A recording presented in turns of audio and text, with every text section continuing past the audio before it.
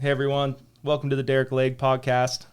Wanted to let you know that this episode is brought to you by Southern Utah Safe and Vault. Southern Utah Safe and Vault is the biggest safe selection in Southern Utah, located 1397 West, Sunset Boulevard, number 115. Swing by if you need any, if you're with your safe needs, vault door needs, anything you need. It's actually my business, so we can help you out over there. So today, I want to thank you for spending some time with us. This is going to be a deep conversation, a conversation that doesn't get touched on a lot. I'm extremely grateful that my two guests today showed up to help us out and shed a little light on things that are extremely popular but don't get talked about. So this is Josh and Brittany Laub. How's it going, man? Hello. I'm glad you guys are here. We are too. I know we've been talking about this for a month, 2 months. Couple months. Yeah, it's been a minute. Mm-hmm. My time goes so fast. I'm always like, that was like a week ago. And no, that was a month ago, you know? So what's going on? What's new? How's life? It's crazy busy. I mean, I just got done working on a Parade of Homes house. You should see this ridiculous house. It's insane. I bet. But yeah, construction world is just booming. It doesn't seem like it's ever going to stop. And then you're going to school too? Yeah, going to school part-time and New kid? trying to be a dad. And I guess I'm okay at it. I always joke with people. I'm like, we'll bring Scotland on in 20 years and ask her how you did. That's not a bad idea. And then Brittany working, Yep. being I a work mom. full-time, yep. And are you going to branch out and do some stuff that we talked about a little bit ago? Do some photography things? How's that Maybe going? I want to, yeah. I want to think get it'd be into fun. that, yeah. Cool. Mm-hmm.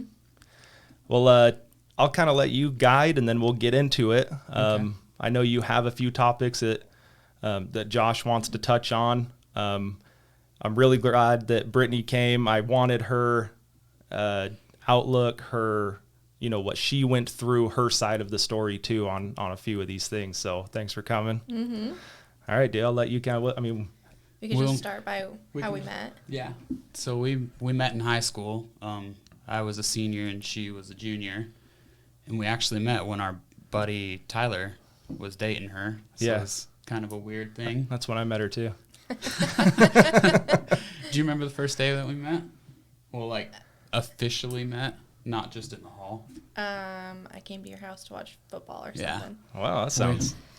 We were all gathered together. You know how we used to do the routine Disney Oh, was that night what it Sunday? was? Disney Sure. night? It was an excuse just to get girls over and we can have some cuddle time. But Was that Hardman's house or your house? it was at my. It was Okay. I think you mainly. guys alternated, right? Yeah, we moved it around, but I swear every time I went, it was Jeremy's house. It was mainly at Tyler's or Jeremy's. Yeah, at So- Tyler's too. Yeah, yeah. I guess we did a ton there. But yeah, she came to the front door, which is known as my back door to most people because Yeah. it faces the main road, and so I made fun of her for that, which she wouldn't have known. It was the first time coming to my house, but Smooth move. but yeah, that day has always stuck with me. And then going through after her and Tyler broke up, I remember that I tried to like ease my way in. I'd follow her around and tell her I was too cool to go to class, and I'd go to her. Where I followed you like the library or something. Mm-hmm. Yep. Yeah, those were good days. You went to the library and he followed you. Yeah, Yep. she was in class, and I just followed, and I would talk. And We had a library. Sorry. Go ahead. I was just a talker, and she was pretty quiet, so I Yeah. did most of the talking, and she just acted like she cared, and she didn't. She thought it was really annoying, right? Yeah, you were pretty. That's my relationship too. But anyways, I remember the day after we graduated, my parents bought me a graduation gift. It was my first cell phone I ever had, and the first person that I texted was Brittany. Yep. Did you guys date in high school? No. Okay, because it was right after high school. Yeah. like Okay. that summer after, and then when I was a senior. Okay. Oh, you dated a college or a high school girl. That's funny. Mm-hmm. You graduated halfway through your senior year, so Yeah, technically I it did. wasn't that long. Yeah. But I found out years later that I had called Tyler during the summer and told him like, hey dude, I want to date Brittany. are you like okay with it? Because, you know, the stupid bro Sure. code. I know. I'm well Dumb. aware of it. Anyways, and he was like, yeah, he said he was totally cool with it. But then, like, a few years down the road, Britt told me, Britt was in this, Oh, are you going to throw him under the bus? yeah, I am. Britt was in this program called Upward Bound, and it's where you attended college classes during the summer and you stayed at the Dixie College dorms. And so she was getting college credits through her summers Okay. in between high school. But anyways, I guess Tyler showed up at her dorm and tried to get her back after I had called him and asked him if I could. I really hope he watches this. I've never confronted him about it, but yeah, it was. I didn't learn about this until after we were married. She told me, And so, that's years. yeah. Yeah. Is that crazy? That's crazy. Yep. Yep. So we dated for a while and kind of off and on for a few years. Do you want to talk about anything during the dating? I mean, what part do you want to talk about? Well, you dated what, like 8 years? On Yeah, and off we for dated 7 for- years. 7 years? Yeah. Mm-hmm. And there's a lot of stuff that happened in between. So my story, it goes, kind of starts all the way back when I was 11 years old. And I remember it like clear as day. We were at my friend's house and we went into his big brother's room. He had a key for it and unlocked it, and we got in, and there was this big kind of like file looking thing in the back corner. It was more like an extra dresser that opened. It was a double wide swing, and it was locked, had a padlock on it. But my friend knew where the key was hidden, and he busted that thing open, and that thing was chocked full of pornography and movies, magazines, you name it, it was in there. And that was the first day that I was introduced to pornography, 11 years old. I mean, that's pretty young, and you hear about a lot of kids being introduced even sooner to that to this day because it's so much more free. Yeah, you don't have to get through padlocks to get to it now. No, and little did I know that would shape a lot of my life ahead to come. And I mean, I reflect on that day a lot and think about what I could have done differently, but I mean, it happened, and we watched some stuff, looked at some graphic things, and you know, as a young boy, you're curious about the body, you know. Sure. And it's just natural to wonder what a woman's body looks like and everything like that. And it's about the age when you hit puberty and you start thinking about girls rather than not liking them. Yeah. And so things just kind of changed in my life from there. And growing up in the LDS church, you knew that looking at this material was wrong, but nobody ever really like openly talked about this stuff. It was more of like a hush-hush thing. And if you were involved with it, it was more like you kept silent because you were embarrassed about it. Sure. And little did I know that the keeping silent part would make things worse for me to come. And so going from that day through teenage years, I started to get like, I was just angry a lot, and I had a lot of self-esteem issues. I always thought I wasn't good enough. It always felt like specifically in sports, it always felt like I was always like, this hit me hard a lot, and it just sounds dumb now, but back then I always was getting stuck on the B team instead of the A team. I was always second string instead of first, and that really hit my confidence hard. And one thing about pornography is that it really numbs the pain that you feel. It's like this weird feeling that you get, and it fills your brain full of dopamine, and everything just goes numb, and all your worries just kind of go away, and you get hooked to that. It's not necessarily the sexual part, which it does start like that at first. It's something new and exciting, and you feel a rush every time you look at it.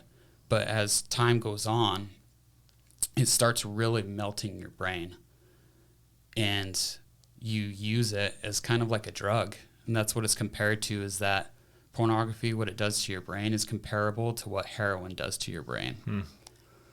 And so over time, I use this as a crutch whenever I'd feel sad or depressed or angry about something.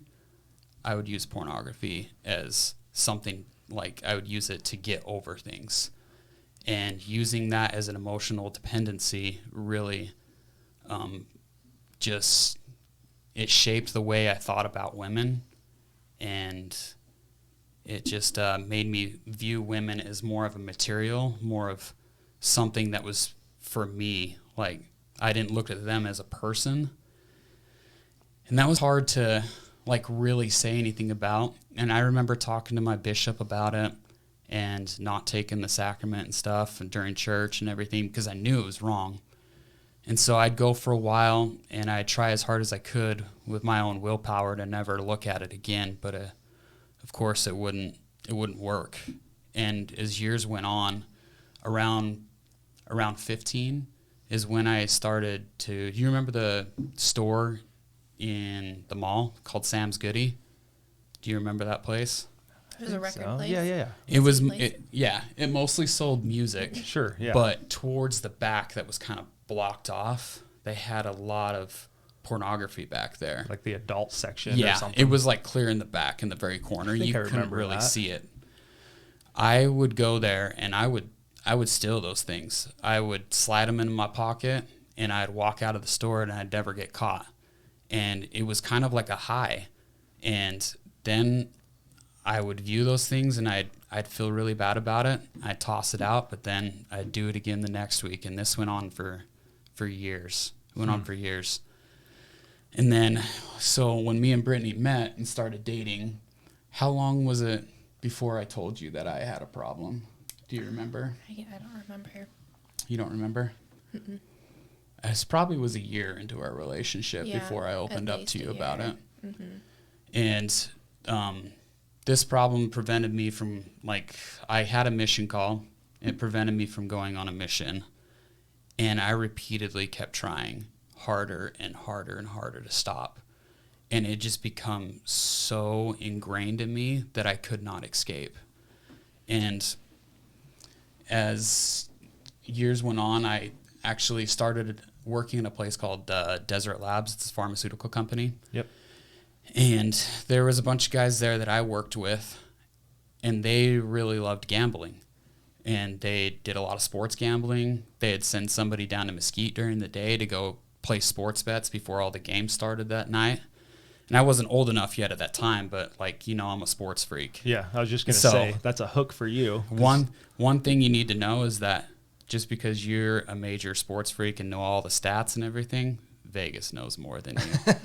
Well, I was just going to say, so background on Josh a little bit from my knowledge, you don't have social media. No. So all the time that the rest of us spend on Facebook and Instagram and whatever the other kids are doing now, you're on ESPN, you're on the Sports Center stuff. I mean, you're reading stats. Yeah. So you know players like I would know a vacation someone went on because they put it on Facebook, right? Exactly. Yeah. Exactly. Yes. Okay. Yeah. So that hook of the sports going into gambling, you're like, dude, you probably knew. I know quite a bit about sports, and you definitely know more than I do. Yeah. So like those guys that are there probably feel pretty confident, and you could spit out stats like this. Yeah, and I was helping them write out their bet cards and everything. I was helping, like, they would just ask me, hey, who's playing who this week? Like, what are the matchups like? And I'd tell them, and they'd base their bet upon my opinion. Yeah. And it made me feel good. And I was only 19 years old, you know. I was like a bunch of adults asking me for bets, you know. Right. Anyways, as I worked there for, I think it was 4.5 years. So when I turned 21 and was legal to go start gambling, I started getting involved in it. And I wanted to get off work early. So I'd be like, I'll run down to Mesquite for everybody and place everybody's bets. It was fun for a while. Yeah. And then things started to, I have a hard time losing. And if you know anything about gambling, you lose more than you win. Sure. It's just the way that it is. But anyways, I thought it was better than that. I thought I go into everything thinking I'm going to win this thing. And that's just how that's the way I approach things. I always have. And so I'd go down and make the sports bets, and I'd only gamble like, I'd put like $10 down on a parlay ticket. And then sometimes I'd win off of a $10 bet, I'd win like $500, and it felt great. And then you're getting that dopamine hit again. Yeah. And so that, with gambling coupled with my pornography addiction, they like played off each other. When I was feeling sad and depressed, I'd go down to Mesquite and I'd start playing blackjack. And I would start, at first it started with $100, and then it started gradually climbing. And then it'd go to 500. And then I was betting my whole paycheck at the blackjack table. And then I was going to Check City or anything that would give me a payday loan, and I would get a loan, and I'd go down there and gamble it all. And this whole time, it was feeding into my pornography addiction, because I would get so upset and angry about losing money that I would turn to pornography to alleviate the pain that I was feeling. And it was a vicious cycle, and it turned me into a really emotionally unstable person. Sure. Like you're on uppers and downers all the time. I felt like I was bipolar. Yeah. And she knew, we were dating off and on the whole time, and she knew something was wrong. And I remember her talking to me like, you need to stop offering to go down to Mesquite for your work friends. So how aware of you, like, that he's betting this kind of money down there? Or do you thinking it's just a $10 thing, or do you think he's betting anything? Well, I knew he was going down to Mesquite for a while, but I didn't realize for a long time that it was as severe as it was. Right. I knew it was just like, sometimes $100 or whatever. It wasn't until later that I found out it was his whole paychecks. Like years or like weeks, or about the same amount of time? It's hard to say. It really is. I know. You guys got 10 years in a melting pot. A lot of it really is kind of a blur. Probably months, I would say, before I figured out, because I was paying for everything. You guys go to Cold Stone and you're flipping the bill. She would get upset because she's like, I thought it's the dude's responsibility to pay for dinner, and I would be broke. Like, I would have nothing, and she would be like... And you couldn't even fake it. No. There's not like... Mm-hmm. Yeah. No. And then there'd be times, too, where he'd lose his whole paycheck and then come over and he would just cry because he'd be so upset about it. Would you tell her? Yeah. Yeah. So, like, you were aware of it at that point. Yeah, when it got really bad. And then it got so bad that I was, like, trying to help him. And I was like, okay, well, how can I help you? Right. So I would check in with him and say, hey, how are you doing today? Are you doing good? Like, how are you feeling? And then it was so bad because he was just, like, lying over and over. Like, the lies just kept getting worse and worse, piling on top of each other. And then at one point I was finally like, hey, I need access to your bank account so I can see when you're going to Mesquite. I can see when you're pulling out money, so that way, I can view your account, so you better not do it. And you're still dating. Yeah. Right. So she was acting like she was my mom or my wife, and we were just dating, but she was just trying to help. I thought I was helping. Like, sure. And it turned into be a really bad thing. Yeah, Things got ugly in our relationship. Like, it got very, very toxic. Mm-hmm.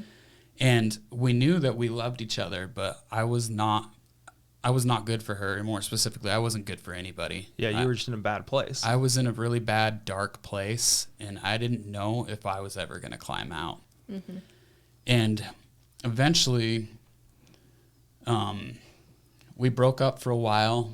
Things got worse, and then we got back together again. And then, to tie this in, I started having really bad cramps in my legs, and I didn't know why. And I would be at the gym, and I'd start to black out. Like, it'd be dark for like 5 seconds, and all of a sudden my vision would come back.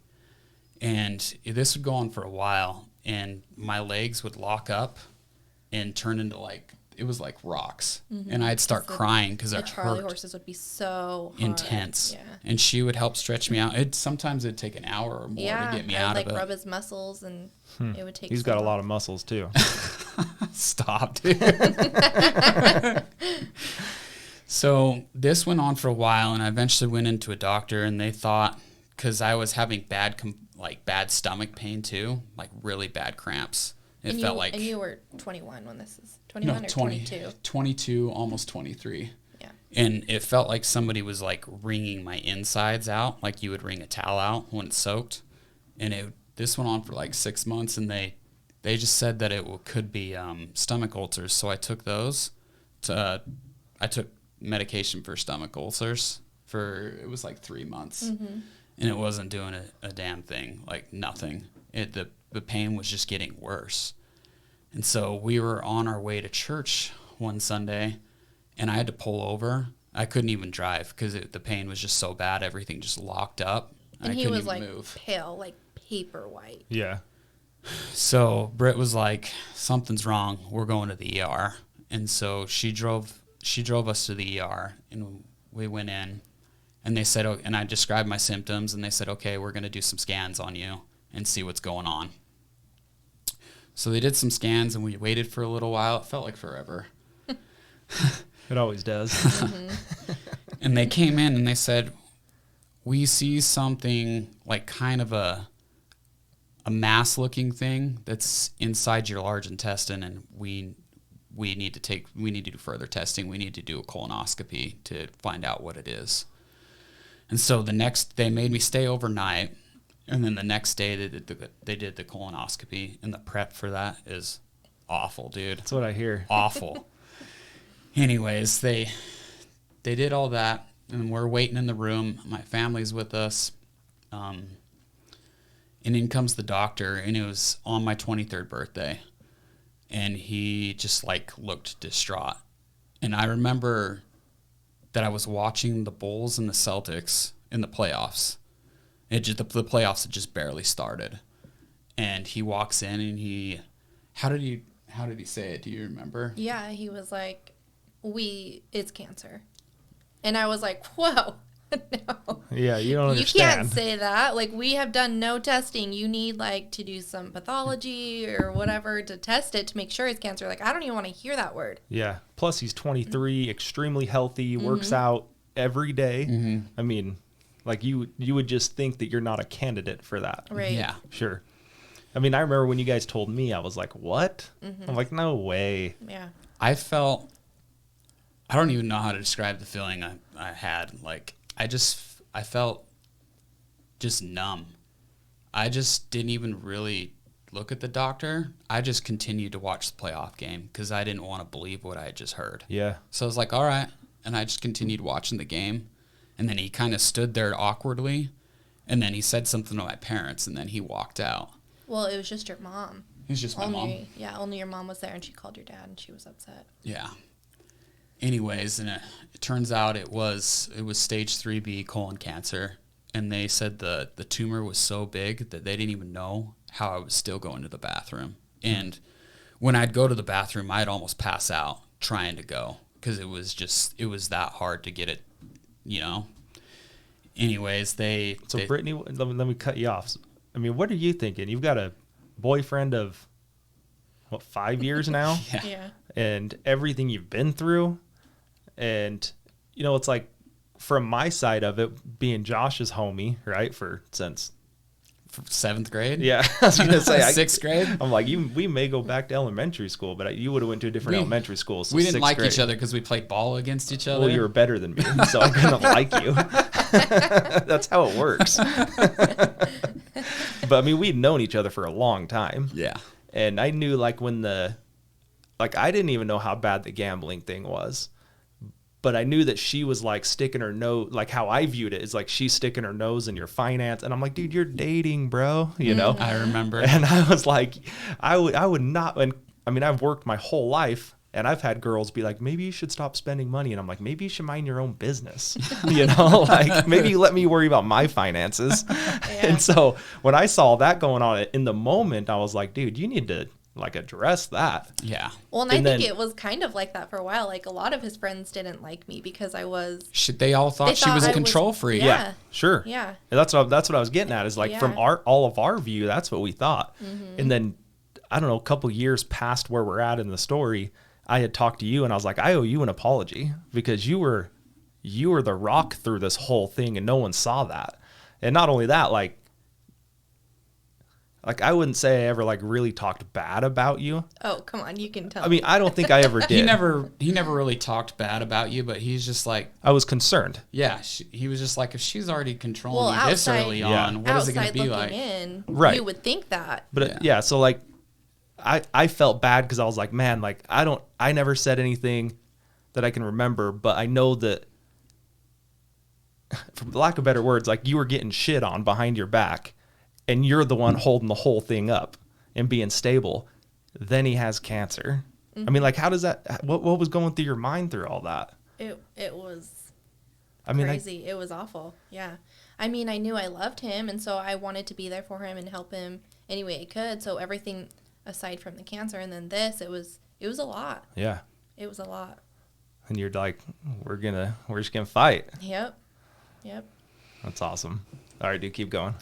So they told me it was stage 3B, and that meant, so they tested my surrounding lymph nodes, and it had spread. So that meant I had to do chemotherapy. And everything you hear about that is awful. Well, let me tell you, it's worse than what you think it is. Well, they did surgery too. Yeah, they did removed surgery. The tumor. They removed the tumor. They removed a section of my colon. And then, so they told me I had a syndrome called Lynch syndrome, and it was passed down. It's genetic. It's a genetic mutation of the gene that's whatever for your colon. Okay. And it was passed down from my grandpa, my mom's dad. And nobody really knew about it, but he had colon cancer. My uncle had a colon cancer. And so my mom was the carrier of the gene, so they had to do all the genetic testing for my siblings and her. Everybody in her side of the family all had to get genetically tested, and we ended up being the only ones having it. Wow. And it's a 50% chance that it gets passed on. Really? yeah, And there's 4 kids, and they all have it. we all have it. Jeez. But for whatever reason, it just got activated for Josh, and so that's why he got it. Yeah. Anyways, so I had to do chemotherapy, and I can't remember. They have different chemical makeups for whatever cancer you have. The chemo's different. Whatever plan they have for you is different depending on what stage you're in and what type of cancer you have. But I remember hearing this from the nurse. She said the scientific word for the chemotherapy chemical stuff that they were pumping into me, and it had the number 5 and then the letters FU, and she's like, that means it F's you up for 5 days. She's like, I'm gonna translate this for you. And she wasn't kidding, man. That stuff just really destroyed me. I had a port put in. They connected a valve to my heart, and then I had this little bump right here. I still have the scar right there, and they would just plug. And it goes directly to your Yeah, heart, they so that way it just disperses spread it throughout your throughout the body really quick. And that's to, like, some people will just do it through an IV, but that can like really destroy your veins. Okay. And so it's a little bit more painful at first, but it's always better in the long haul to get the port. I mean, because they're doing it so often. Yeah. Mm-hmm. Okay. Every 2 weeks I was getting a treatment. So it'd take 4 hours when I was there to do it. And I'm like sitting in this room full of old people that are like dying. And I'm like, what the hell am I doing here? Like, this can't be right. Yeah. Yeah. And I just felt really depressed about it. And so after my first treatment, But they did tell you too that if you had waited 1 more month, it would have spread like wildfire. Yeah. And you probably wouldn't have survived. Yeah. Dang. So I read the statistics on it. My chances from 3B was 40% to live. And if it would have gone to stage 4, it would have gone down to 10%. And so I think Britt was pretty inspired to help lead us to the hospital that day, because I was just like, Yeah, this you're just pain's dealing going to with pass, it. you know, it's going to be fine. But anyways, as that first treatment, after that happened, then they'd send me home with like a little fanny pack, and it had a pump that would pump this other medication slowly for 2 days, and then I'd have to go get my pump changed out on a Saturday. So I'd get my treatment Thursday morning, and then they'd send me home with a fanny pack that was connected to more treatment, and that would pump all day Thursday, Friday, and then I'd go Saturday morning to go get it removed. Jeez. And then start over again 2 weeks later. And I remember after that first round, I was sitting on my couch. Shout out to all the One Tree Hill fans. I love that show. But I remember sitting on my couch watching the very last episode of, what was it, season 9? Is that the one with Sophia Bush in it? Yeah. Oh, yeah. I mean, I've never watched it, but she's smoke. I'm kind of a soap opera kind of guy. I don't want to. Okay, I don't you like can to admit it. I remember sitting on my couch watching that, and my older sister, was living with us at the time because her husband was In boot camp. in boot camp for Air He's in Force. Air Force. So she was living with us for a while he was in boot camp in Texas. And they're married? Yeah. Okay. And I remember sitting there watching the last episode with her, and I just broke down. Like I just felt broken. Because it was the last episode and you had nothing else to watch? Well, it was I guess you could say that. Everything was compiling. Yeah. I had this bad pornography problem that I could not control. And You're still, like, that's still a part of your life at still this point? very prevalent, and it's something that I didn't think I was ever going to escape. Yeah. Gambling had now totally attached itself to me, and I felt like I was never going to get out from that either. And it felt like my whole world was caving in. And I was pissed because I felt like God was punishing me for all these things that I was doing to my family, that I was doing to Brittany. I was betraying a lot of people, lying to a lot of people, doing a lot of shady things.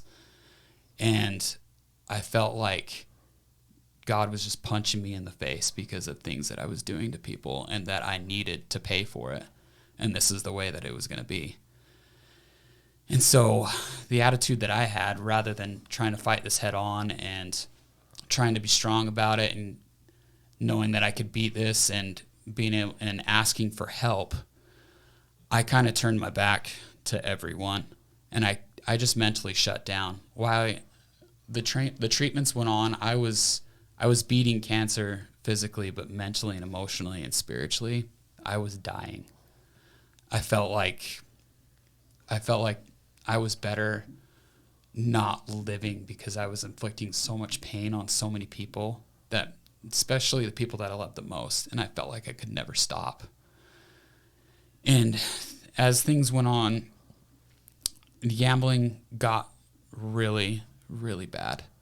I was borrowing money from a bunch of different places, and my dad was covering my ass, or else I would have been in prison. And my mom didn't know. And so that was the worst part about it. And he kept covering me over and over and over, thinking that he's going to pull out of this. He's going to change. And I'd tell him I would change, and I would believe it in that moment. And I never did. And it just kept getting worse. And eventually I saw my parents' bank statement. They had like 30-something grand in their savings account. And I swiped my mom's checkbook, and I was sneaky about it, because at that point I was already really good at deceiving and lying to everyone. And so I would take that checkbook and I'd start writing checks to myself, and I'd start cashing them in. And I don't know, I think I stole about 10 grand from my parents at least. And my dad finally got the statement. I think it was the next month. I'd already taken 10 grand from them, and he was like, "What the hell?" And so he confronted me about it. You should have wrote it to Cash, not Josh. Yeah. Sorry. I should just be quiet, let you tell your story. Don't write it to Cash, people. Oh, man. You always know how to make me laugh. Well, it's because I'm starting situation. to tear up over here, dude, so I had to crack a joke. So anyways, at this point, I was almost 24, and my dad confronted me, and he said, "Have you been writing checks? Have you been taking cash from our account?" And initially I told him no. I was like, "No, are you out of your mind? Right. I would never do that." And I don't know what changed, but something switched in me the next day, and I was like, I better tell him because I owe him that much. And so I went back and told him, I was like, "You know what? You're right. I have a problem, and I don't think I can stop. And I don't know what I'm going to do, but eventually I'll pay you back the money. I promise, I swear." And I thought from that point, that I was going to change. You're like, this is bottom. Yeah. Yeah. And I thought I did for like a couple weeks. I had nothing to, I didn't go down to Mesquite. I didn't take part in the sports betting or anything. I didn't do any of that. And then. Well, and I think to point out how severe his gambling was, is he would work all day long, get off work, and he'd come see me maybe, and then just go down to Mesquite. He'd be there all night long, and then Go to work. straight to work. Yeah. So I'd leave be, Mesquite, go straight to work. Yeah. I'd be like a zombie. And so when we hung out at night, I'd be falling asleep. Mm-hmm. Like we'd hang out and I'd just zonk off. Sure. I'd just be out. And she thought it was my chemotherapy sessions, which that had something to do with it, because that really drained me a lot. Like Yeah. I can't express to you how intense those were. They were crazy, awful, painful experiences. But Yeah. And I didn't realize at the time that he was going down so often, that he was doing that all-nighter or whatever. Sometimes, like, he would tell me he's at the gym, but he'd really be down in Mesquite. Well, and where were you at? Because I would think, like, if I was in those shoes, I'd be like, he's dealing with so much. Like, is gambling really that important right now with everything else he has going on? I mean, I don't know. I'm just like, where do you beat him up about it? Because he's getting beat up all the time. this is how ridiculous it was. During my chemo treatments, after they'd I'd get the fanny pack, I'd be down gambling in Mesquite, and I'd have chemo pumping through me. And it was like gambling was numbing the pain I was feeling. And it just kept going, man. And I didn't know. I was either going to end up in a ditch somewhere dead, or I was going to be in prison. Because the money I stole from my parents and my dad consistently covering my butt, it just kept adding up how much I was going to owe my parents. And it got so bad, my parents I would rarely even talk to them when I'd come home. We just say hi, and that would be it. Like, the relationship between me and my parents was deteriorating. And I didn't know if I was ever going to repair it. And you think Pat's just like, one day he's going to get over this. Yeah. I mean, that's your thought. Your dad, I guess. That was my dad's thought, because my dad has a really soft heart. Yeah. And he just believed in me. He just thought that I would be okay. Well, and to his credit, too, that, like, when he would say sorry, like, I'm going to change, it felt so genuine, because there were so many times he did that with me, too. I'm going to change. I'm not going to do it anymore. And he would just plead. And it felt like, okay, yeah, this is bottom. He's going to change. Right. But, the next day, he'd be back at it. And then to make matters worse, do you remember that after I was done with chemo, we had that party? Yep, I remember. The ice cream party, because with my chemotherapy, I couldn't have anything that was cold. Yeah. It would, like, burn the crap out of my throat. It was a side effect of it. And so we had that ice cream party, and that was awesome. I thought that might have been a turning point. It was like, I beat this. This is awesome. This is a high. I'm going to move on with the rest of my life. I'm going to leave all this behind. Right. And everything's going to be okay. And it just didn't. It just didn't get better, because I was so entrenched and so addicted to these things that I just couldn't stop without professional help. And I didn't want to admit that to myself. I thought, I'm stronger than that. Anybody who needs to go see somebody to fix their problems, I mean, that's kind of viewed as weak. Even though I had already gone to 12 steps programs through the church, and that had helped me a little bit. And I had a really strong relationship with my bishop at the time, Bishop Lamro. He was an amazing person in my life. He consistently always built me up, trying to help me be better, but there was only so much that he could do for me. And my dad was always trying, Britt was always trying to pull me out of the hole, and I just kept sinking deeper. And then right before, or it was right after my 24th birthday, I found out that I had my annual checkup. I had to go in for an annual colonoscopy. I found out that the cancer was back. And it just really, really hurt. And I was just like, F it. I'm just going to do what I want, and I don't even care. Like, I'm just done caring about life. And so they did a surgery they decided that it was best for most of my large intestine to be removed. So I've got about 6 inches left. And that was the best approach. It was either that or getting a colostomy bag. And I was like, I'm not having a bag, so you guys do what you got to do and just take most of it out. And that was the most awful. That was worse than chemo. I was in the hospital for 2 weeks. I lost like 35 pounds because I was on strictly a liquid diet. I ended up getting an infection where the operation site was at, and everything was building up inside of me. And I got so swollen, it was like a tire. Yeah, he had like a tire around it. And they had to go in and do emergency surgery to drain it. So they had to fish these drains through my stomach and in, and they were on the outside, so the nurses could come change the drainage whenever they were full. And I had to get my stomach pumped, and they had to do a what was it called? A G-tube. A G-tube. It goes through the nose. A nasal gastrinal tube, where they shove that thing through my nose and back down stomach. and goes all the way down in the stomach.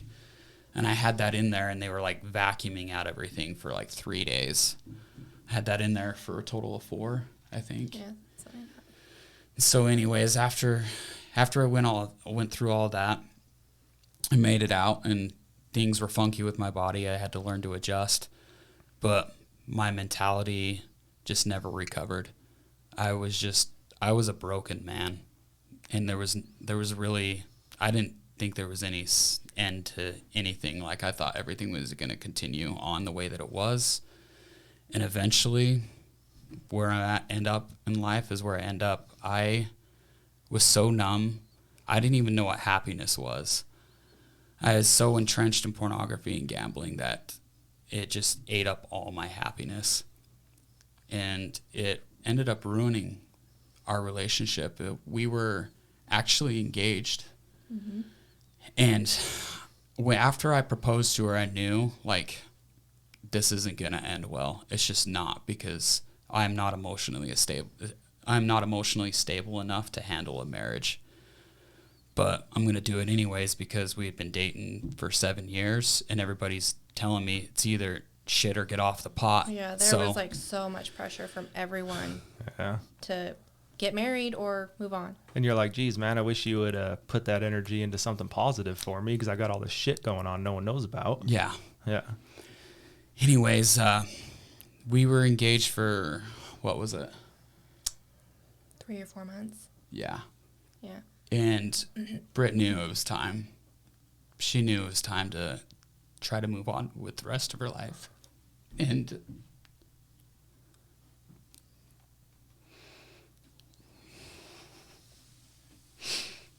so we broke off our engagement, and that was the most awful feeling I ever had. I plummeted. I was like, my life doesn't mean anything anymore, and I don't mean anything anymore. And so one day, I don't know if I ever would have gone through with it, but I was sitting in my bedroom, and I just loaded up my shotgun, and I just sat there, and I'd really debated.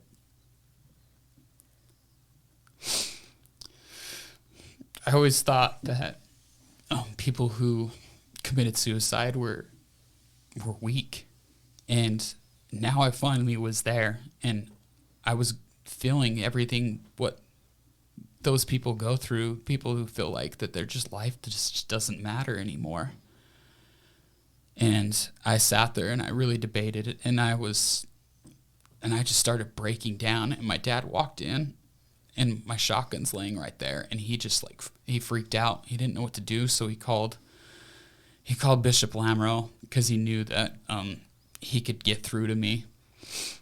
And so he came over, and he just talked to me. He's like, Josh, you're a child of God. Like, you have such a special spirit and a special heart, and things might be really bad right now, but things will get better. They will. And of course I didn't go through it. I'm still here. But I started really putting forth the effort into really changing my life. And I started praying as much as I could to ask for help and guidance, but I still wasn't completely there to accept that I needed professional help. Praying was only going to get me so far. And I held off for a while with my own willpower, but eventually things started to creep back in. And I went down and I blew like $4,000 in mesquite. And my dad told me that night after I got back, and he's like, where were you? And I told him, and he had to cover me on my bills again. He had to cover me at a loan place. I blew through all my tax refund. It was all gone. I had nothing again. And he sat there and he's like, I know where you're at in your head, and I know things are bad for you, but you are ruining our family. I can't cover you anymore. You're ruining my relationship with my wife. Like, I know this is not what you want to hear right now, but you've got to put forth the effort to change, or you need to get out, because the influence that you're having on this family is really tearing everybody down. So that night, I decided that I was going to quit gambling. And the amazing part about it is that I did.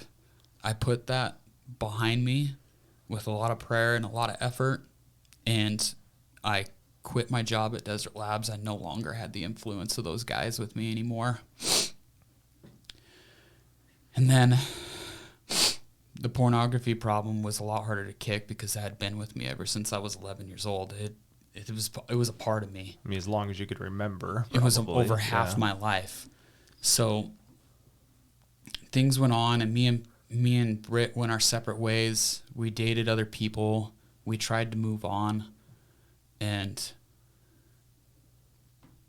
she contacted me, and we'd hang out every now and again, and we knew that we still loved each other, but we didn't know if it was ever going to work because I still had not completely climbed out of the darkness that I was in.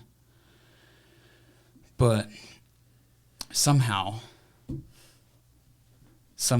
I convinced her to give me another shot, and she contemplated about it. I had to tell her some things that went down, and I had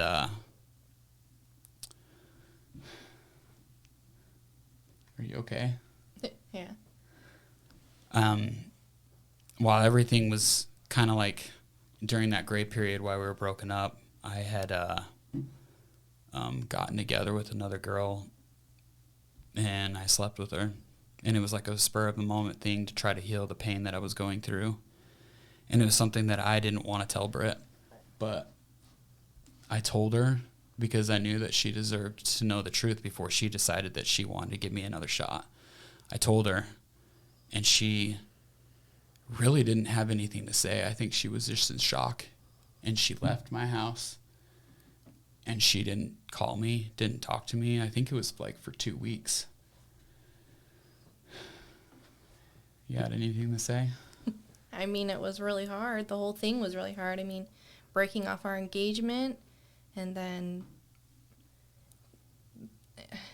considering getting back together, and then this on top of it. Like, it was embarrassing to cancel our engagement. People couldn't understand why. They didn't, and I wasn't going to tell them the full story. It just didn't work out or whatever. And so it was hard canceling all of our wedding plans. Like, that was the hardest time in my life.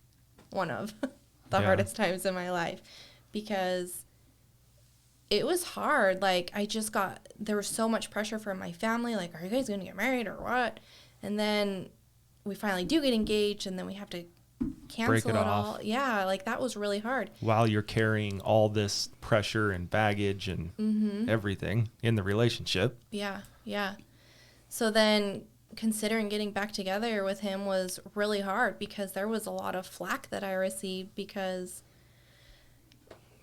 my family didn't necessarily want me to get back together with him. I mean, he'd put me through a lot. Yeah. So then this on top of it was just Well, I think it was right after that we went for a drive. And I told you everything. And you told you're me like, everything. You're like, I owe Britt an apology. Yeah. And that was when I was like, dude, I was wrong. Because I was one of the guys telling you, like, dude, she's kind of controlling. Maybe it's for the better. Yeah. And then when you told me everything, I was like, dang, dude, like she has been the stable piece. Yeah. I mean, with the wheelbarrow behind you carrying everything. I mean, for lack of better words, you know. And I mean, when you told me everything, because like we knew you were gambling, like me and the friends, we had no idea it was what it was. Like when you told me you were driving down there after work and then going straight back to work, or you would tell your family you're with Britt and you tell Britt you're at the gym, and that's when I was like, holy crap, dude, you got a problem. Mm-hmm. And I remember talking about gambling a lot more than the pornography stuff, but I remember you had told me, and that's where I was like, dude, how am I so unaware of all this? I mean, we didn't talk every day by any means, but like we were good friends at the time. I think we're better friends now than we were then. Way better. But I remember just taking that drive and I was just blown away for both of you, because it's like, you've made it this far.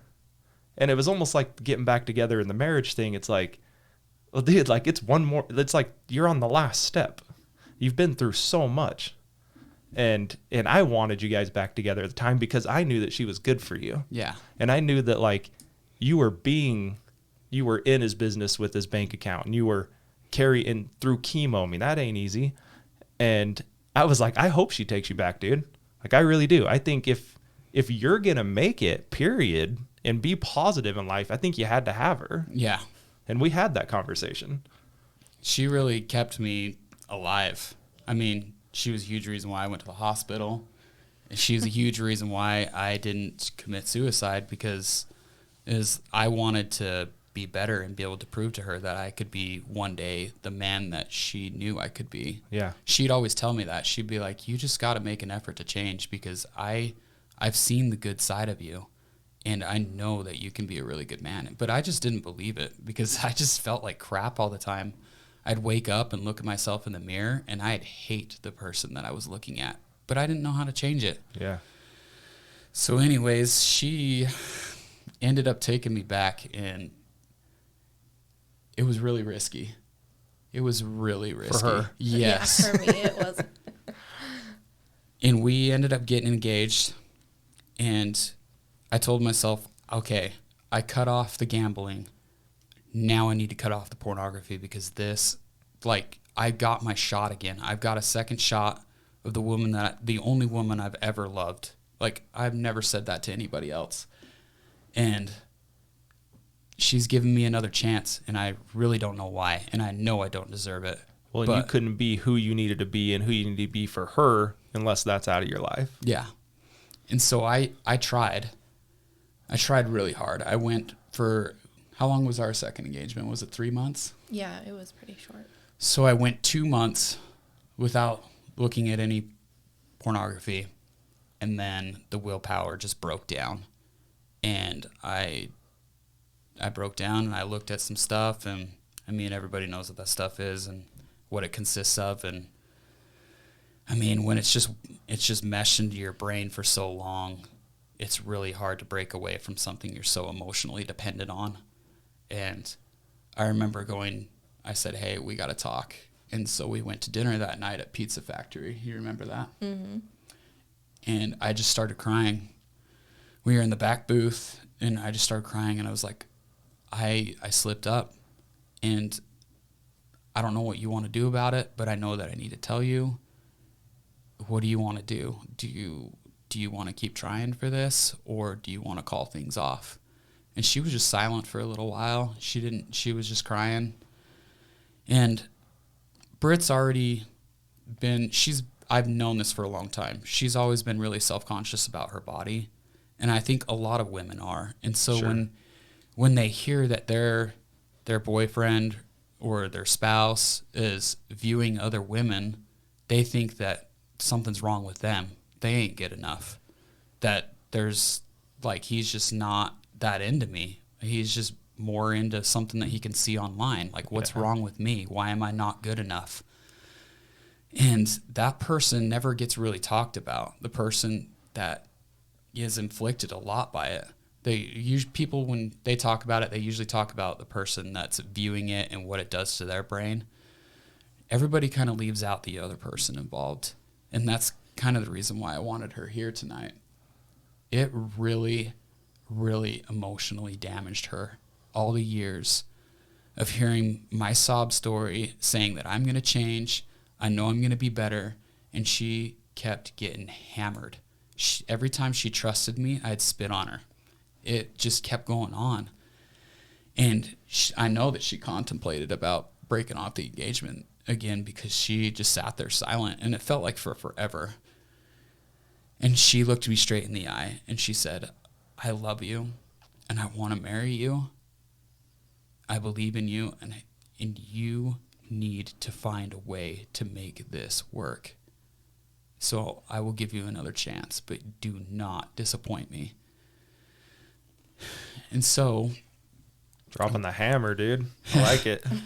I tried as best as I could to stay out of the pornography waters, and I made it through to our wedding day, and our wedding day was awesome. Mm-hmm. It was amazing. Bishop Lamro married us. Love that guy. Mm-hmm. He's a good man. And that day was amazing. And then we went on our honeymoon to the, what was it, Western Caribbean? Western Caribbean cruise. It was super fun. It was way awesome. And I was at the top. Like, I was like, I'm happy. I'm finally there. I'm finally going to start rising, and my life is going to get better. And I thought marriage was going to fix that. Like, I'm going to get married. Now I'm more committed. I've got a ring on my finger. Yeah. That means a lot more than just being a boyfriend. And that's going to make me snap out of this. And then 3 months go by in our marriage, and I was completely clean. And I would check in with him every day. Are you doing good? Are you doing good? 3 months go by. In one night, I just couldn't sleep. And she was sound asleep. And so I went to the bathroom. I took my phone with me. And I did what I knew how to do. And I was like, after I was done viewing pornography, I was like, this is it. Like, I got to be done after this. Right. Like, this is a one and done. And then it just kept compiling. And my problems kept getting worse and worse. And it turned into an everyday thing. It turned into an hour upon hour upon hour thing. And then she could start to sense that something was changing in me. I had become really emotionally distant. I would rather look at my phone than talk to her or spend time with her. And things were starting to slip away. Our marriage was starting to crumble. And she kind of had a sense, but she didn't really know why, because every time she'd ask, are you doing good? I'd be like, yep, I'm doing fine. And I just lied about it. That's all you got to go off of. I mean, that's all you can do at that time. And then I'd make sure that I had erased the history on my phone, because I knew she would go through my phone when I wasn't looking, just to make sure, because she had been through so many years of our relationship with me just lying to her face. So I knew that she was going to double check. And so I always erased my stuff on my phone. And months go by, and our marriage it's like we were roommates. Our love life, it was plummeting. Like, it was non-existent. Like, I just wasn't interested. And it just kept getting worse. And eventually I got on some sites, and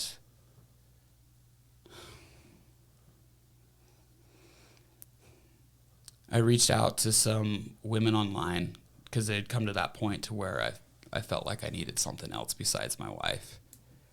And I don't know if I ever would have gone through with it, but I remember I was at the gym, and I come out, and I get into my car, and I see a voicemail, and it's from a random girl online asking to meet up. And it just kind of hit me. Like, this is what my life has come to. I'm lying to my wife. I'm thinking about having an affair. And my life is just crumbling from underneath me. And I had already beat cancer twice, and she'd already given me so many chances, and I'm throwing it all away again. Yeah, you've got every reason to be winning. Mm-hmm. Yeah. And pornography just had such a strong hold on me. And I feel like in today's age, like, I think people feel like pornography is okay. Like, you see how PG-13 movies now would have been like rated R or even X, like 20 years ago. You know what bugs me the most about this is when people refer to things as like gun porn or car porn. Yeah. Or, dude, it drives me crazy when I see that. Like, last thing I'm going to do is support something that refers to something like you're glorifying it, right? Mm-hmm. Drives me nuts. And that's just how it is now. Like, women, like, they're objectified. They're made to look as these pretty, skinny models, always being super fit, super skinny. And pornography just portrays your sex life what it should be, but in reality, it's never going to be that. A lot of that stuff is fake. It's fantasy. Right. It doesn't exist. Fantasy. Yeah. And your mind just gets infiltrated by this stuff of what your sex life should be like. So when we got married, things just weren't as good as what I was seeing online. And how messed up that is to hear me say right now. It hurts a lot, but it was the truth. It was the truth back then. And I was just like, I'm never going to be... Well, I mean, like, what you're saying is like nobody's is that, though. No. Right? I mean, that's the point. Exactly. But that's what pornography does to you. Yeah. It fools your mind. It melts your brain and fools you into what you think your sex life should be. Right. And it never is going to be that. And so I get out to my car and I get that voicemail, a girl wanting to meet up. And I had no idea who it was, but because of the sites I was on, my number was on there, And I just was reflecting on everything, and I just sat in my car, and I just bawled my eyes out. And I just realized that I need to save my marriage because that is the person that I truly love. It just hit me.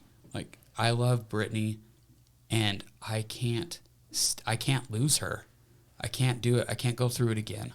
And so I decided that I was going to go home and I was going to tell her to her face that I had a problem and that it needed to be addressed.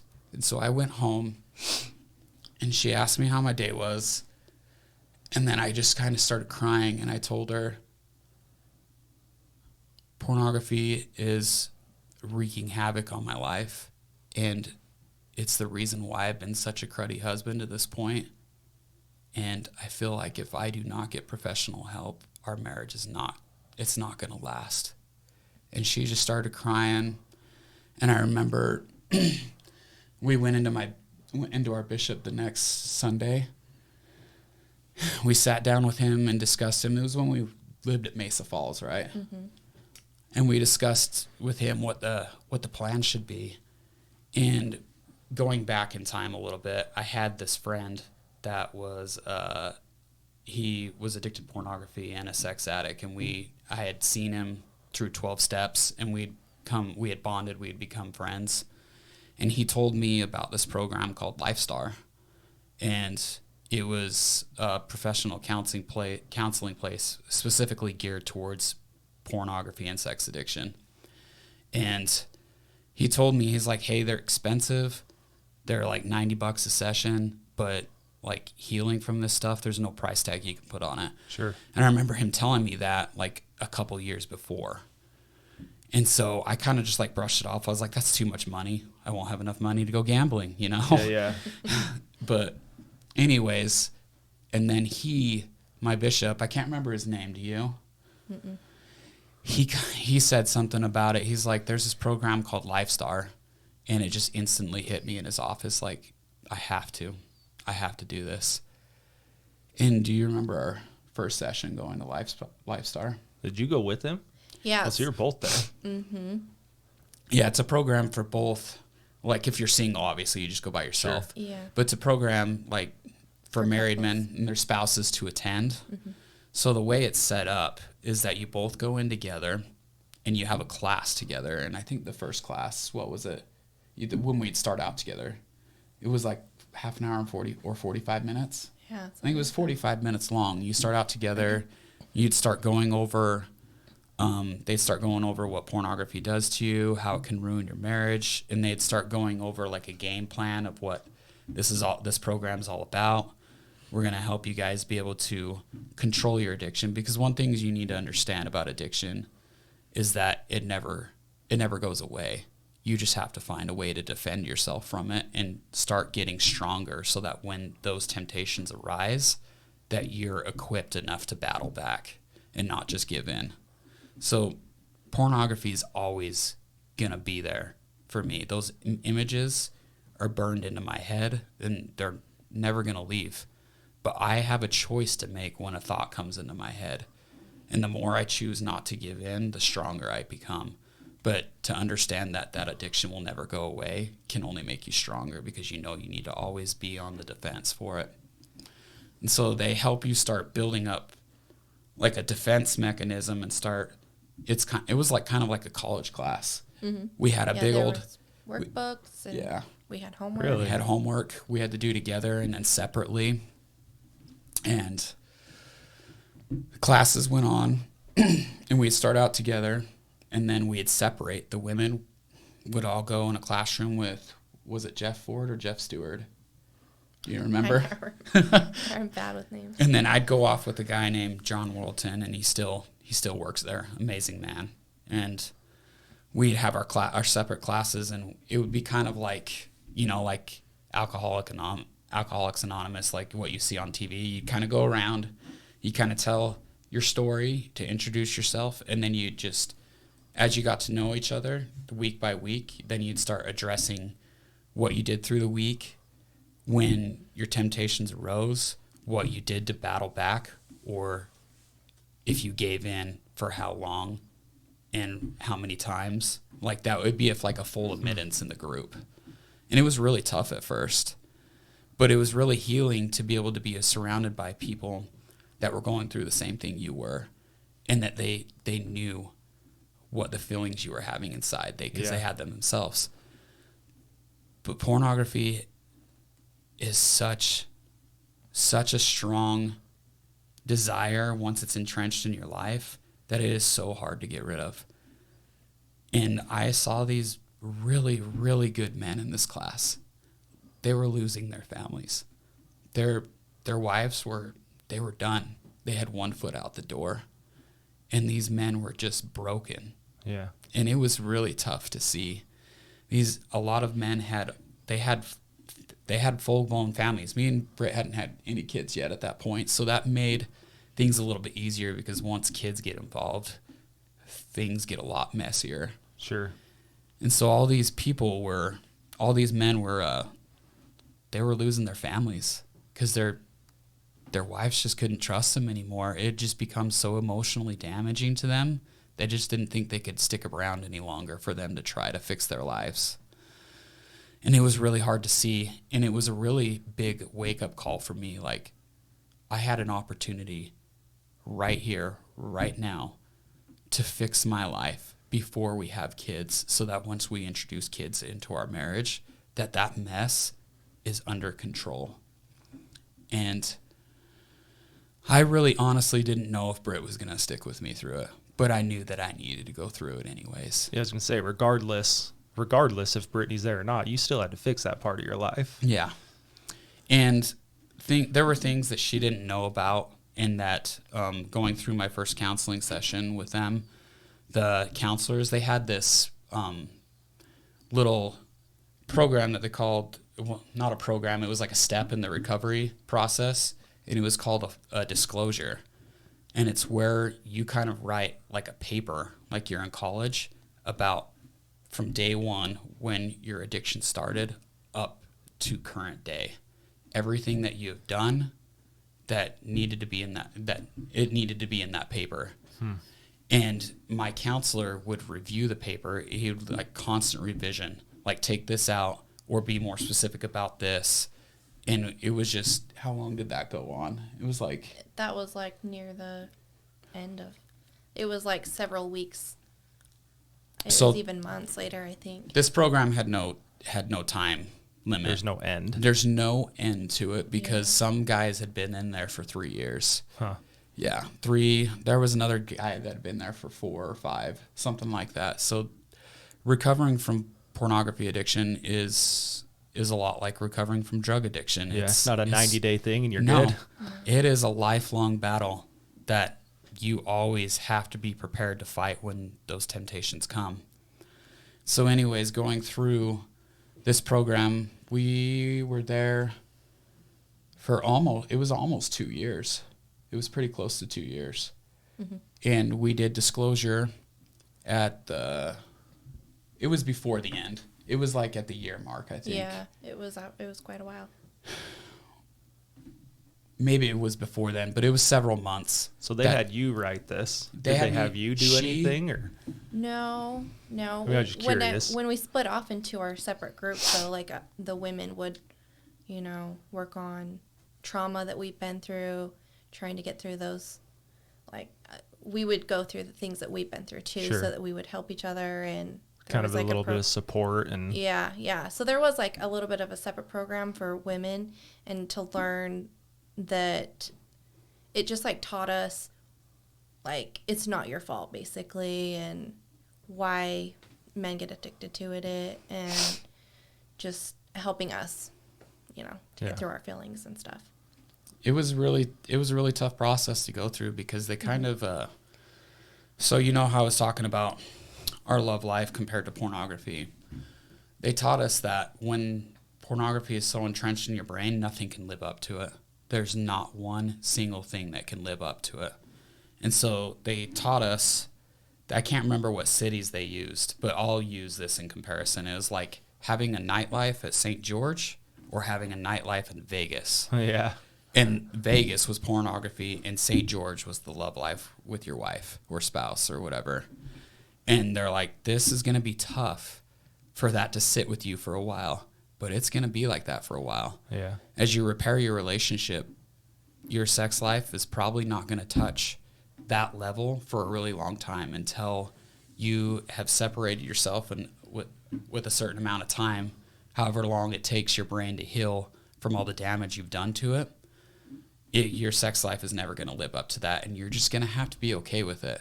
And that was really hard for me to accept that. It just sounded weird, but it was true. And it really sunk into me like how much damage I had done to Britt, how much emotional, psychological damage I had done to her, and how I dare make her feel like she's not good enough when it was me that wasn't good enough for her. And it was a really humbling class. And it was very detrimental to our marriage. Without that program, we wouldn't have survived. Mm-mm.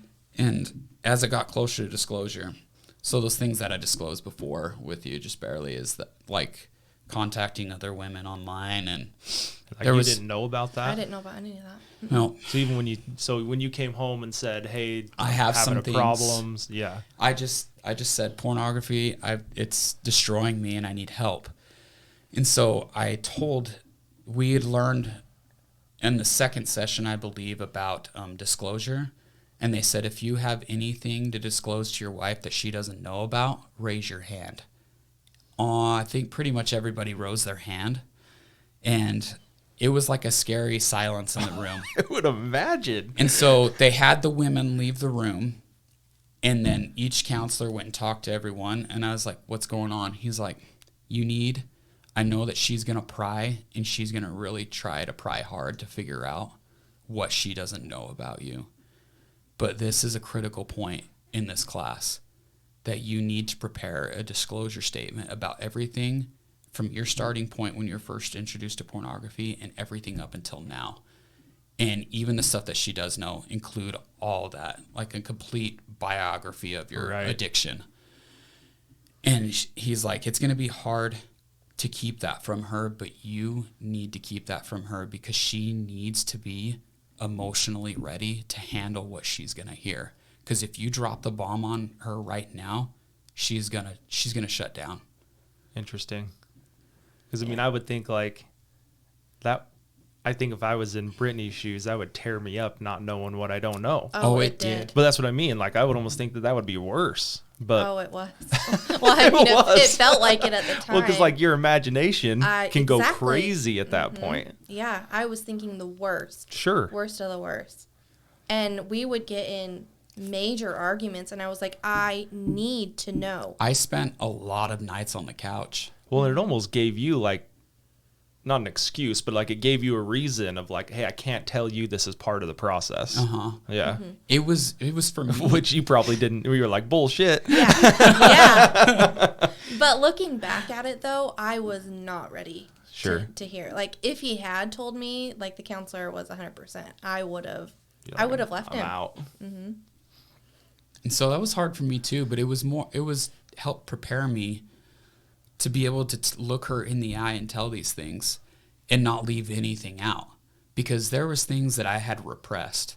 And so it was, for me, it was standpoint, it was to help me remember all the things that I had done so I could come completely clean, so that after disclosure, I wouldn't be like, oh, I forgot to tell you this. Yeah. Oh, I remember this now. So it gave you time It well. It gave me months and months to prepare this paper, and then I'd revise it. I'd send it to my counselor, and he'd send a revision back and have me fix things, adjust things, until it was good to go. And I can't remember what month mark it was. All I know it was months and months down the road. It was months. And it was tearing her up. Like, we had a lot of fights about it. I spent a lot of nights on the couch. There was a time we had a fight so bad we were screaming at one another. She threw her wedding ring at me. Then she started packing my clothes. And Well, at least she packed them. I'd have thrown them on the lawn. I think I threw him at you. You were throwing I him. was like, You were kind of just throwing him in a suitcase, and she was telling me to get out. And I tried my best to hold my temper together. And I just went out, and I just went to sleep on the couch. I say, dude, that's got to be a big. I know how passionate you can get. And so that's got to be a big learning experience for you and an adjustment for you as well. Yeah. Because I knew what was going through her head. Yeah. And I had to respect it. And it was also hard to hold back, though, because I was trying to defend myself. And I was like, wait a minute. I have nothing to defend. Like, not Yeah, that. I know what you mean. She's like, wait a dang minute. I have nothing to be upset about, and she has every right to be screaming at me and want me out. Yeah. And I mean, you think that's kind of part of it too? Like, Yeah. you saw a very, very small fraction of her frustration through a decade. yeah, it was bad.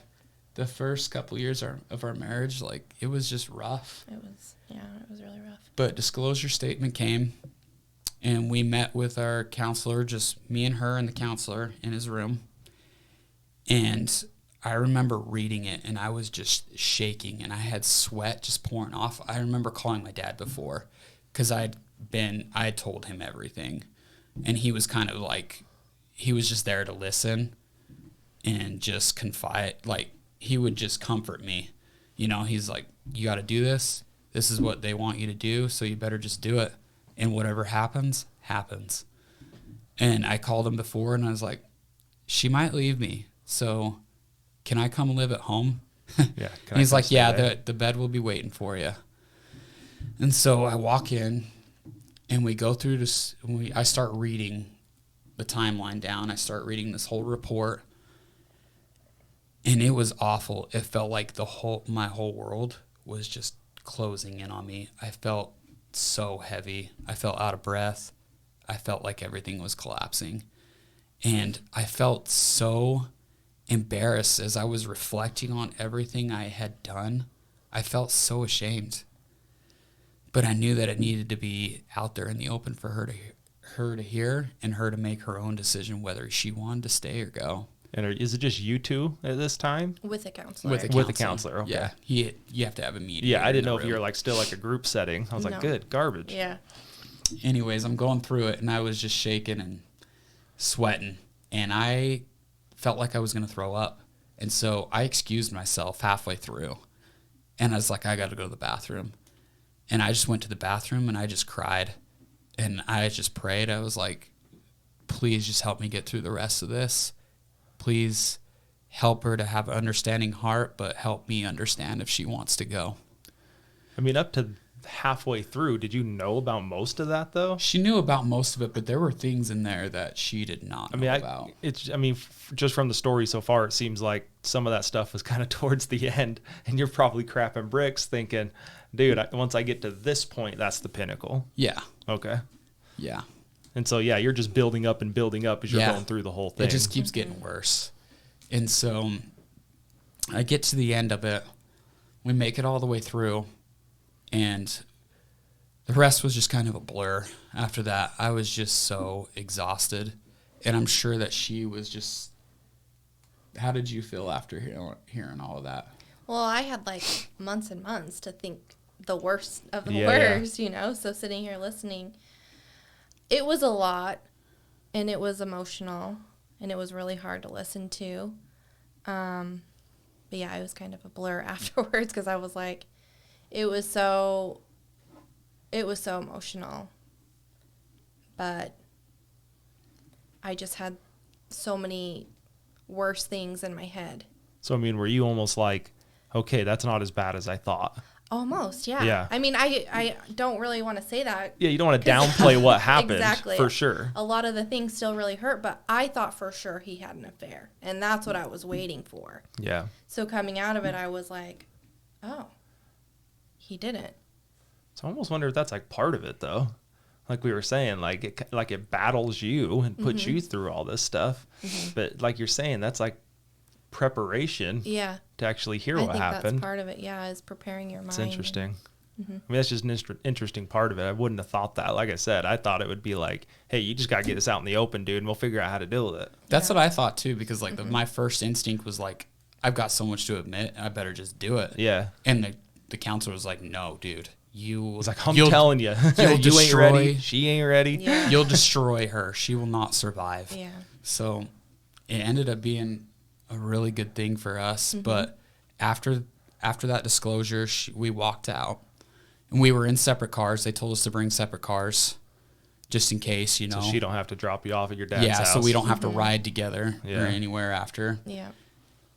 And she walked out, and I started going towards my car, and we gave each other a hug, and she just said, I think you need to stay at your parents'. And I knew it was coming. Sure. So I got in my car, and I drove over to my parents' house, and I can't remember how long I was there. It was for a few hours. And she called me up, and she said, I want you to come home. I know I told you to stay at your parents' house, but I want you to come home. And that moment, I felt so much relief and so much hope for my future rather than being so gutted like I had spent for so many years, being so unhappy. Never thought that I was ever going to be happy in my life. I thought that was gone. And then through this whole process, I started getting built back up emotionally and spiritually. And to know that she wanted me back home was, it meant a lot to me. I thought for sure I was going to be staying at my parents' house until she decided that she was done. Yeah. And she let me come home. But it after that process, we still went to counseling for a while. I went for almost another year, and then she went for 6 months, and then she was like, okay, I think I'm good, but I want you to, we had both decided that it was still good for me to keep going. So I kept going to sessions to help me keep my confidence up and to keep refreshing on everything. And I didn't want to cut you off, but I'm going to just for a second because I want to put this point in there. At that moment, it's almost like you're still getting beat when you're at your parents' house before she had called you.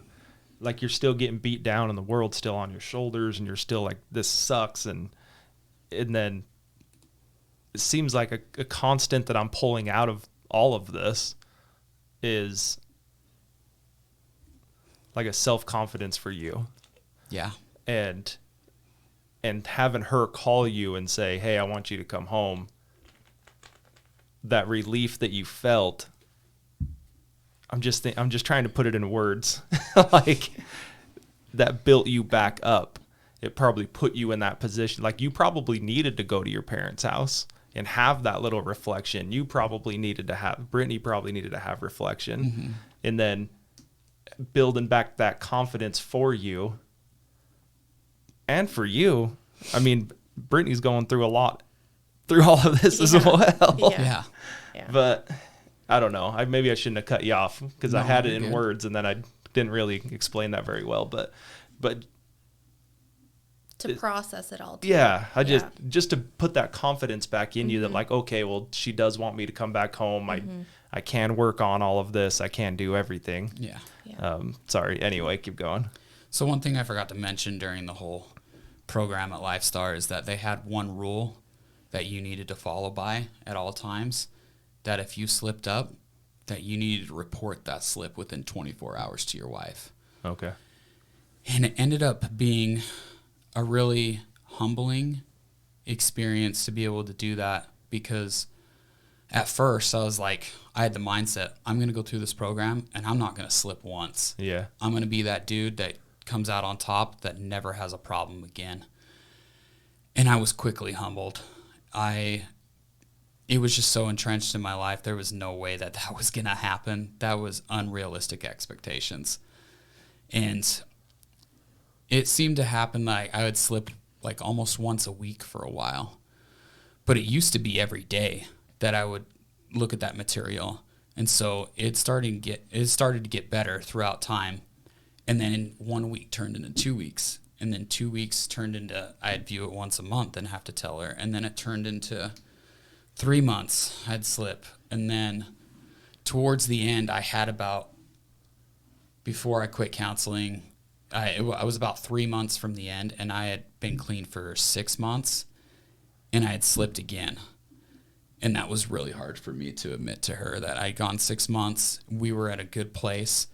But every time I had to tell her, she would have a breakdown, and she's like, I don't know how much more I can take. Yeah. And it was, I mean, I was getting stronger and she was too, but every time it happened, we kind of take 2 steps forward, or take 1 step forward, take 2 steps back. And it was devastating every time it happened. And every time I had to tell her, it was like I was just being punched in the stomach, because I had to see the disappointment on her face all over again. It's like you got punched in the stomach because she literally did get punched in the stomach when you told her. Exactly. Yeah. And you had to witness that. Mm-hmm. And so towards the end of counseling, I had 3 months under my belt, and I felt confident enough. I had the materials. I had everything I needed. I had the defense system that we had set up through class. I knew all the steps I needed to take to be able to go on with life and battle my addiction each and every day. I would be accountable to Brittany every day. She would check in with me, and it went good. It went really good for a long time. And it was right before that was the summer we got sealed in the temple, huh? Mm-hmm. So I had been clean for 6 months, and we were finally able to get sealed in the St. George Temple, which was one of the best days of my life. I remember being in there with her and being able to know that I was being sealed to her for all eternity. It is something that I'd wanted for a really long time, and finally I could have it. And, I mean, what did you feel that day? Yeah, it was amazing. Definitely. Well, it's probably that was like the award at the end of it all, like, because you knew you couldn't have done any of that until you got past these things. Yeah. So both of you were probably like, here it is. Like, this is the cherry on top. Yeah. Yeah. Well, I guess the cherry on top would probably be your daughter down the road, because you guys have made it through so far through your relationship and everything's going good. Yeah.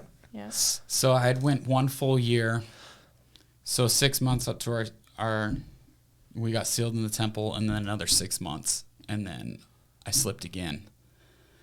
And that was really hard, because Britt was out on a girls' weekend with one of her friends, and they went to the spa. What was it? The spa day at Mesquite. Mm-hmm. And I was home alone, and that was trusting of her to do, because when I'm alone, I'm alone in my thoughts, and that's when things kind of go haywire. But she trusted me enough to leave, and that meant a lot to me. And then I screwed her over.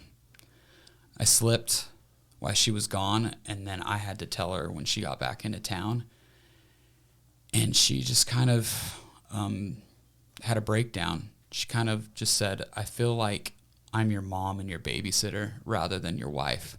I can't leave town for one night without you screwing up, and I don't know if I can do it anymore. And so when I thought like 6 months prior we had reached the pinnacle and we were on our way up, here we are being knocked down again because I just can't keep it together. And she really debated on whether she wanted to be with me. And I slept on the couch, I think it was like for 3 or 4 straight nights. And we got together again and talked about everything and started from scratch and just started building our way back up in our marriage. And that was, I think I made it another year or so. And then, what was it? I slipped again right before you got pregnant, right? I don't remember that. I'm pretty sure. So, to go back a little bit, me and Britt had been wanting to have kids, and she had fertility problems. And we thought it might have been me because of cancer. Chemo, yeah. Mm-hmm. But I had sperm saved up the University of Utah before I went through chemo, just in case. And so we had a backup plan. But they tested my sperm, and they're like, "You're fine. You're good." And so they tested her and found out that she doesn't ovulate on her own. Like, you can explain a little bit about that. It's kind of your thing. If you want to. You don't have to go into it. Without getting into too much detail, yeah, like, I just don't ovulate. So we had to go through IVF, and that was really hard. But it was actually a blessing in disguise that we had to go through IVF because of his genetic mutation, my cancer gene. Yeah. I remember talking about this. Yeah, he had a 50% chance of passing it on to our kids, and through going through the IVF process, you can do genetic testing. So we were able to do that. So they were like, these ones have it and these ones don't? Yeah. Mm-hmm. Okay. Yeah. Yep.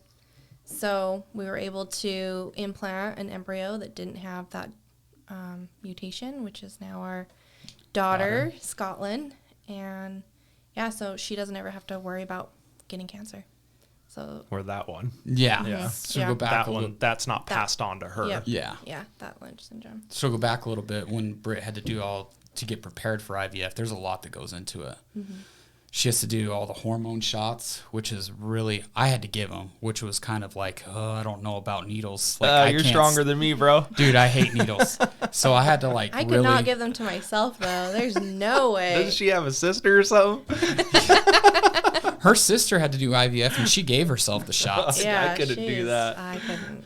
But anyways, Britt was like, I can't do these shots. So I had to give them to her, and she would be all jacked up on hormones. And her hormones were... Where are we going with this? What are you trying to say? She was really emotional a Tread lightly. lot. I'm just like, she wasn't crazy. Yeah. That's just... What? That's disrespectful to say, but she was just really hormonal. Like, everything kind of... The slightest thing she would cry at or get her feelings hurt. She was just really touchy, really emotional. And while we were getting prepared to do the transfer, I had another slip. And so she kind of just broke down. Like, her emotions just broke her. And I said, I promise, I swear it's never going to happen again. And she's just like, we're trying to have a child, and here you are, like, betraying our family. And it was really gutting. I was really ashamed and embarrassed, and I couldn't believe that I had put her in this position. Like, we were trying really hard to have a family together, and here I am slipping back to old habits. It was something that was just really hard to escape. And I think I might have, like, going through the emotional stress with trying to get pregnant because I'd wanted a kid for so long, and she was finally on the same page as me with that, and that we were having so many issues trying to get to that point that I kind of I got my fix. I looked at pornography to kind of ease the emotional pain that I was feeling. And that's no excuse. Sure. I mean, It's just the process of what happened. yeah. And we talked about everything, and she's like, I don't know what we're going to do, because you're putting me in this position where I'm questioning our marriage again, and here we are trying to get prepared to have a kid. Like, what are we supposed to do? Yeah, do we need to back off of this kid thing, and you need to get straight again, or Right. where are we at? Right. And so we just had a long talk about it, and we decided that it was best to move forward and that we were going to get past it. And I don't know if she really believed that we were going to get past it, because, I mean, I had broken her so many times. But I had said a really long and hard prayer that night, and that I would be able to get it together for our family. And so from that point on, I've been clean. And we had a daughter named Scotland, and she has been such an amazing blessing to our lives. That Brittany giving birth was the best day of my life. It was honestly the coolest experience. It was hard because it was a really kind of traumatic pregnancy. She had to have a C-section after laboring for 24 hours, which I didn't know what to do. Like, I was trying everything I could in the hospital to help her, but it was painful to watch. I don't even know what it felt like, you know? It was rough. she's like, it wasn't fun. But it was worth it. It was way worth it. But from that point on, I've done everything I'm supposed to. I followed my little guidelines, like late at night, we go to bed. When she goes to bed, I go to bed. I try not to stay on my phone too long. I try to have a purpose with my phone. If I'm on there specifically. ESPN. Yeah. That's pretty much all. I know. That's pretty much all. That wasn't a joke. That's real. But I'm like, that's been one of the worst things in the past, is that I would always go on my phone without a purpose, just surfing. Yeah. And that's when I'd get Killing bored. time type of thing. But now I always have a purpose. She still checks in with me. Mm-hmm. She still asks me how I'm doing, if I need to tell her. And she always like, do you need to tell me anything? And it's kind of like a joke, but a half serious kind of thing. Though? Yeah. But but that's not even a bad thing, just as a relationship in general. Yeah. I mean, at least you're on her mind, and she's conscious of what's going on, and vice versa. Yeah.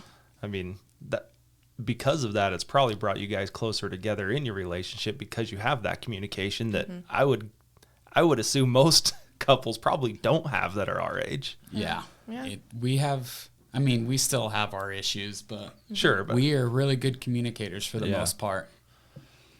And I mean, we have our daughter now, and she just turned 1 in June, and she brought out the worst and best in me. I don't know if that makes sense. yeah, expound on that. I can lose my cool. Like, I'm not like, I don't get scary, but she can drive me crazy sometimes. My patience just kind of hits a limit, and I'm like, Scotland. And she's 1 year old. All right. And Britt's like, I don't like your tone. And so kind of have to scale it back a little bit. And being used to becoming a dad has been quite an adjustment, because you're used to just being like, hey, let's go do this. Sweet, let's go. Sure. Can't do that anymore, which sometimes are like, I miss those days. But, I mean, that Lifestar was just a lifesaver for our marriage. So let's plug that if we can, because I've never heard of it. So is that like something local? It's local. Yeah. It's located off of Riverside Drive. It's right next to like Alpine Fireplaces, right over in that little complex right there. Yeah. It's amazing, and it's not just for LDS people. They're not all the counselors. LDS based. Yeah, all the counselors are LDS, but they don't we're in make Utah. Yeah. Yeah. But they don't make it about religion. No. They make it about healing. So it's inviting to everyone. It's not just you feel like you have to be a Mormon to be there. Yeah. Do you think you had to have that? Yeah, I did. I mean, whether if it was them or maybe a different program, but you had to have that structure of help to not only save your marriage, but probably save your life. Yeah, it did save my life, because I was like mentally, and spiritually, I was fried, and I was just content with not being happy in my life. I just didn't think happiness was something that was possible for me anymore. And that brought the light back into me. It brought the light back into our marriage. It gave me Brittany back when I thought I was going to lose her for the millionth time. And I can't thank that place enough. I can't thank those counselors enough for doing that for me, for being able to be there for me when I couldn't be there for myself. That's awesome. It's a lot, huh? No, it's cool. I mean, I knew most of this. I think for the story being told, it's a very, very common thing that is never talked about. Mm-hmm. I've had a few talks with people in my life the last few years that their spouses have struggled with it. And I think the hardest part of it, like you touched on earlier, is like it's so common now. Mm-hmm. And I've always thought, like, well, what do you deem porn? Like, because there's TV shows that I would deem as porn. Mm-hmm. And there's a lot of extremely popular HBO shows that everybody watches that blows my mind. Yeah. And I'm like, I don't need any more temptation, like I'm not watching that. And I don't know, it's so hard. I think people can live with thinking that it's not a problem because it's so common. Mm-hmm. Does that make sense? The lines have been blurred in today's world, where everything is all about acceptance now. It's fine to be you. It's fine to do whatever you're doing because we're cool with it. We don't want to offend anybody. Your behavior is normal. Nobody ever wants to step on anybody's toes and say, like, dude, that's messed up, or that's not normal. You need got a help. Problem. Yeah. You got a problem, not in a bad way, but like there's something you need to correct in your life because the road it's leading you down. Yeah. Mm-hmm. And I feel like today's society just doesn't think pornography is a big deal. But I'm here to say that it literally almost took my life. There's not really more to be said about it. It's just it destroyed me. It destroyed her. It destroyed her confidence in herself. It just blew her up, really. It just and that's what I want people to understand, and why I thought it was important that Brittany was here is it's like, well, let me put it to this, like when service members that are in the military go out on deployments, it's always like, hey, the families go through this stuff too. Mm-hmm. Mm-hmm. And I feel like it's the same way. It's like you struggled with this and the hell that it put you through all of these years. Mm-hmm. No one hears that. No. And I mean, I'm glad that you've stuck around. Like hearing some of the stuff I didn't know, I'm just like, man, I have more respect for you after all of that. Her family did not want her to marry me. Do you blame them? I know that, and I don't blame them. I knew that, like, her dad and her mom gave the approval, but I knew it was like, she's going to do it anyway, so we're just going to approve it. But I knew that they didn't approve at the time. They knew that I had problems. They didn't know how specific or how deep, but they knew that I was troubled and that this was not going to end well. Yeah.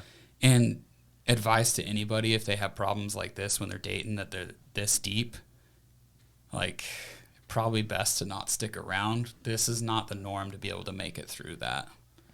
Yeah, I'm really lucky. I'm really lucky that you did want to change, that you did want to take the steps to improve, and so that we could have a healthy marriage and life. Mm-hmm. Amazing, dude. Amazing. Well, that's cool, man. I mean, unless you guys got anything else to add, I think that's almost a natural ending point. Mm-hmm. I just think that if you do have a problem with it, that, taking those steps to work on it and overcome it and finding the right help, because I think part of the big thing with LifeStar is they taught, like, him how to realize those triggers, like his feelings, like what is triggering me to want to look at pornography. And I think that learning how to gain those tools in order to protect yourself and overcome those things, because I know there's like that saying like, porn kills love, and I think that it's true. It definitely ruins marriages. And Sure. Well, and I think that people think it's not a big deal because, I mean, we're talking, 12 years? Mm-hmm. And it had wrecked you over 12 years. So people are like, oh, I just watched it once, or it was just that show, or it was just this. Mm-hmm. It adds and up. then you spiral. Mm-hmm. Right. I mean, and then you get 10 years down the road, and now you got a problem. Mm-hmm. I think your inner self tries to tell you that, like, being silent about it, like you'll take care of it yourself, is the problem. Silence is darkness, while using your voice is the light. And so you need to be able to voice that you need help. And there's going to be somebody there for you. You just have to have the confidence to be able to say, hey, I need help. Yeah. It takes a lot of guts to be able to admit to somebody, I've got a problem and I can't do this on my own. Well, I think especially when you're going to laugh, but like you're like this, go to the gym all the time, like this strong guy, beard, like this tough guy. And it's like I'm a crier, right? Like, I mean, hopefully Mallory will cut it out when I was wiping my tears away, but it's like, I feel the same way. Like when I cry, I'm like, I feel like it's a weakness, Yeah. And it's the same thing. It's like, I need help. I need someone else to intervene in my marriage now because I can't do it. Yeah. And you feel like you're not manly anymore. Right. And it's like, no, you're just getting help. Mm-hmm. Yeah. Absolutely. Maybe I need to go see someone about my crying. Maybe we can. No, No. dude. No, It's good. It's a good thing to be able to express your feelings. It is. You know what's And funny? to show compassion. I think I said this on a different podcast, but since Will was born, I don't cry a quarter as much as I used to. And I don't know why.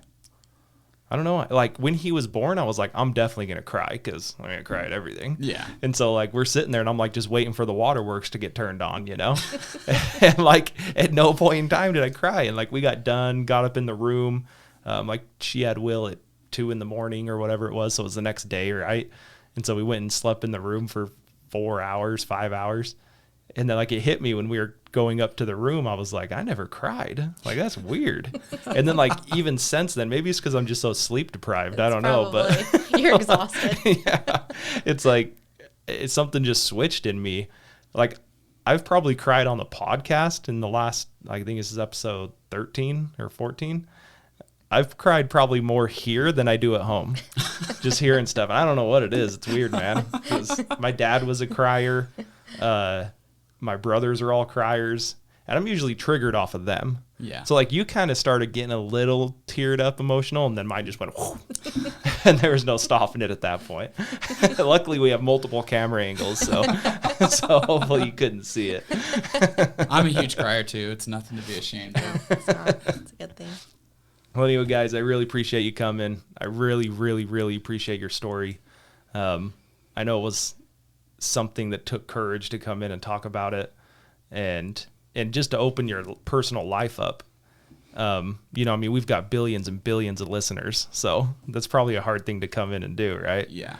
But thank you guys for coming. Yeah, I really thanks for appreciate having it. us. Yeah. Thanks for allowing us to share the story. I really appreciate it, man. Yeah. This podcast has been awesome. Yeah, and I'll have Mallory, and I'm sure she'll already do it because she has better ideas than me, but we'll have her find the contact information. Okay. And put all that stuff on there for the different facilities, and especially, tell me one more time what it's called. Lifestar. Oh, I wanted to say North Star, but I knew that wasn't right. It's a Life Star. Yeah. So we'll have her tag that on there too. That'll be cool. Okay. Yeah. All right. Well, I think we're about an hour 45, 2 hours. So thanks for spending a couple hours with us. Hopefully you'll get something from this. I know if you listen to it, there's going to be points in there. Everybody struggles with, well, I feel like everybody struggles with some sort of addiction, no matter what it is, whether if it's ESPN or if it's, It's definitely an addiction. it's social media or, whatever it is. If you're getting to the point where you're at a very low point in your life, and my dad committed suicide, so that's a very touching spot for me. And if you're getting to anywhere down there, please reach out to someone. I am extremely grateful that Pat walked in on you when you were going through that. Me too. And I think we'll just close it before I start crying again. So thanks for spending time with us. Please like, share, comment, rate. I mean, all that stuff helps us grow, helps us get the word out.